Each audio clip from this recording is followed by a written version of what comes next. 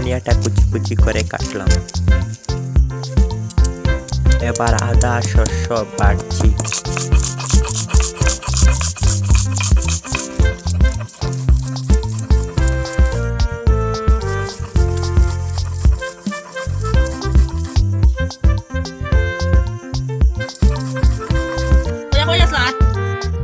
বাটাটা শেষ হলো।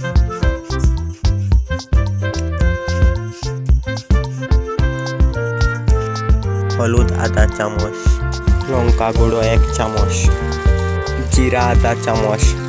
মশলাগুলো অল্প জল দিয়ে মিক্সচার করে নিলাম। আলুগুলো 15 মিনিট পর সিদ্ধ হয়ে গেলে বাটিতে তুলে নিলাম। কড়াইতে 5 ফোড়ন ছেড়ে নাড়াচাড়া করে নিলাম। আলুটা ছেড়ে কিছু সময় ভাজা করে নেব। আলুটা ভাজা হয়ে গেল।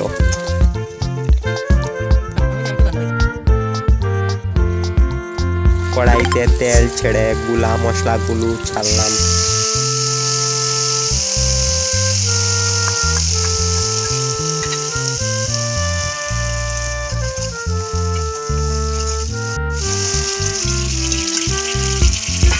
গুলা মশলার মধ্যে আলুগুলো ছেড়ে নাড়াচাড়া করে নিলাম। নুন 1 চামচ দিয়ে